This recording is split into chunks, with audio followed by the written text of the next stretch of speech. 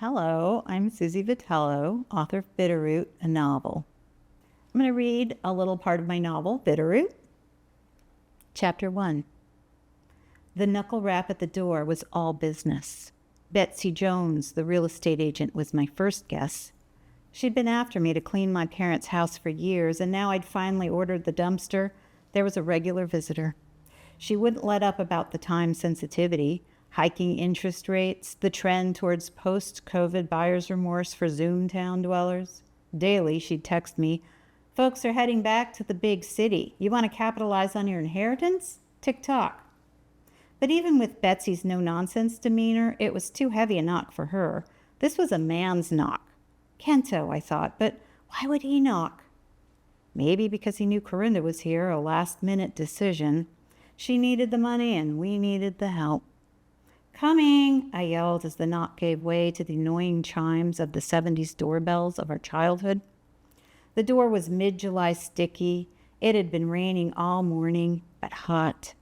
Humidity made things swell, and as I wrenched it open, cursing in my head the OCD-plagued Betsy would make us fix it before the open house, I felt Corinda's warm breath on my neck. Why did she always hover? The state trooper on the cracked cement stoop was already removing his hat. Behind me, Corinda yelled, "What happened? Is it Kento?" My brother was due in any minute from Seattle. "No," she yelled before the cop could answer. "Ma'am?" said the trooper. As for me, my brain hadn't caught up to my eyes yet. I absorbed the whole of him like a quicksand dream that stretched yawningly forward. I worked my way from his bald head to his muddy shoes in slow motion. I said, "Can I help you?" His gaze leapt over me, mistakenly addressing Corinda with a steady, somber tone. "Mrs. Mackenzie?" "No," Corinda replied, her hand settling on my shoulder. "She's Mrs. Mackenzie." In grief group, during the formal meeting, the focus is on coping, on moving through it. But after the meetings in the parking lot, all of us vaping, sipping the remains of cold, ground-littered coffee, we always return to the what-ifs, the if-onlys. It's human nature, right? Rewinding to a time before, fantasizing an alternative outcome because we poured that extra cup of coffee, or perhaps in rewriting history, we had bugged our loved one about their skipped mammogram. Or we'd chosen to live on the other side of Steeplejack, away from the veins of lead, better tires, new helmet, right instead of left, or in my case, insisting our mother get checked after complaining of shoulder and back pain, and our father, well, no regrets there. "I'm sorry," said the trooper. It was quick, instant. I felt the blood drain my face. My vision turned black and starry. Invisible cotton filled my ears, blocking sound. Corinda kept me from falling to the floor, her meaty arms hooking my pits. Maybe it was a mistake. How did the cop know to come here? I wiggled away from Corinda's clutch, both of my hands on the stoop's railing as the trooper recited the details per his training.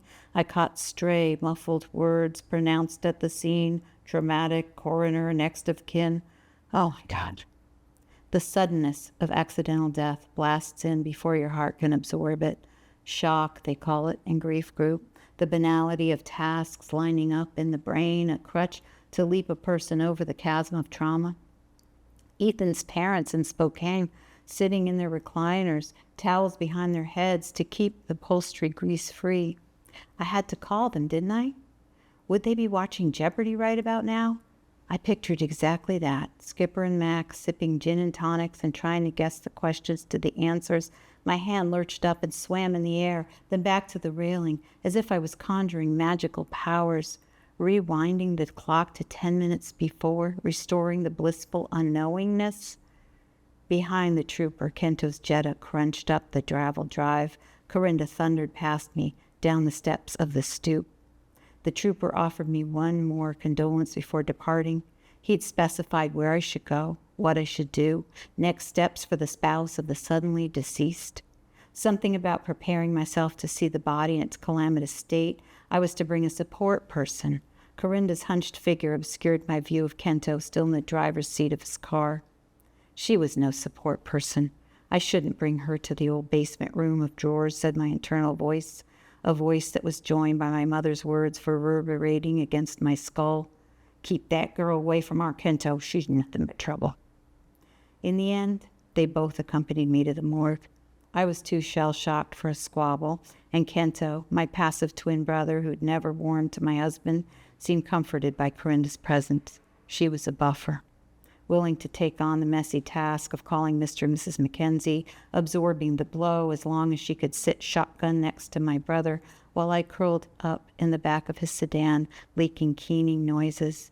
Her incessant chatter about nothing landed as white noise, accompanying the breath. To pause. Yeah, it's like the last sentence. Exactly. Maybe like 3 sentences just to give you a little. Yeah, okay. Her incessant chatter about nothing landed as white noise, accompanying the breath caught between my diaphragm and throat. Thank you.